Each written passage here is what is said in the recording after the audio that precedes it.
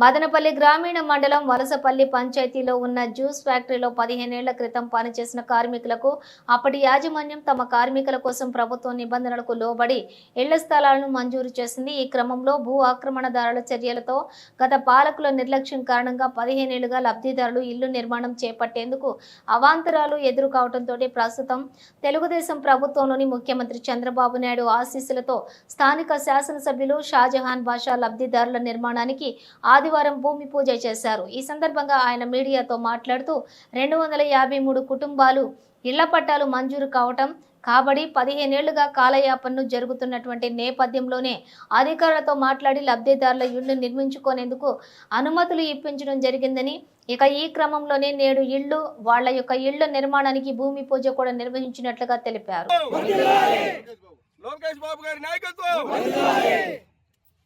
జహాన నాయకత్వం జహాన నాయకత్వం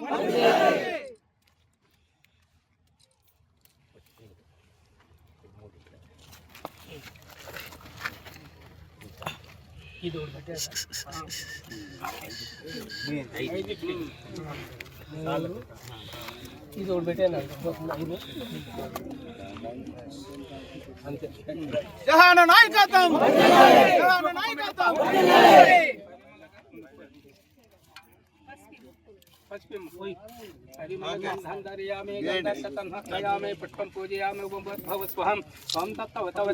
చాలే చాలే పసుపు ఎక్కువ ఉండాలి, కుంకుమ కాదు.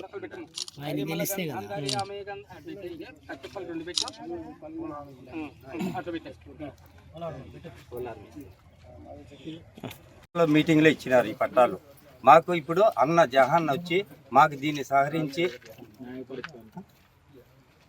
జహాన్ కాలనీ మేము కూడా పేరు పెట్టుకోవాలని మేము కోరుకుంటున్నాము.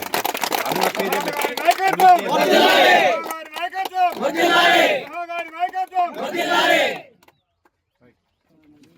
ఫ్యాక్టరీ ముందర భాగంలో దాదాపు 220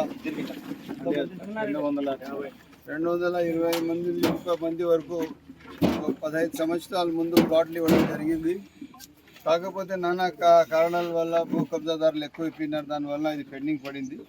కాకపోతే వాళ్ళకి ఆల్రెడీ పట్టాస్ కూడా ఇష్యూ చేసేసారు, స్కెచ్ ఉంది, ఐడెంటిఫై డిమార్క్ చేసి సంబంధిత అధికారులు ఆ రోజులో ఉన్న అధికారులంతా ఇవ్వడం జరిగింది. వీళ్ళందరూ పేద ప్రజలు, ఎవరు కూడా డబ్బు ఉండే వాళ్ళు కాదు.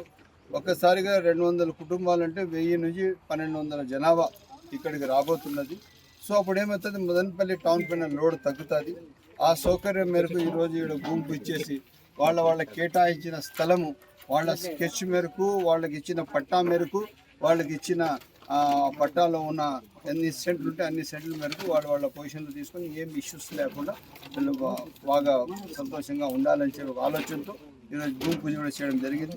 తక్షణం ఇవన్నీ గ్రౌండ్ చేసి ఎంత త్వరగా కంప్లీట్ చేసి ఒక మంచి కాలనీ వస్తే ఇక్కడ ముందర వలసపల్లి కాలనీ కూడా ఉంది. అప్పుడు ఇక్కడ మనం స్కూల్, కాలేజీలు ఏమైనా స్కూల్ ఏమైనా అవసరం ఉంటే స్కూల్ కూడా ఇస్తామని చెప్పేసి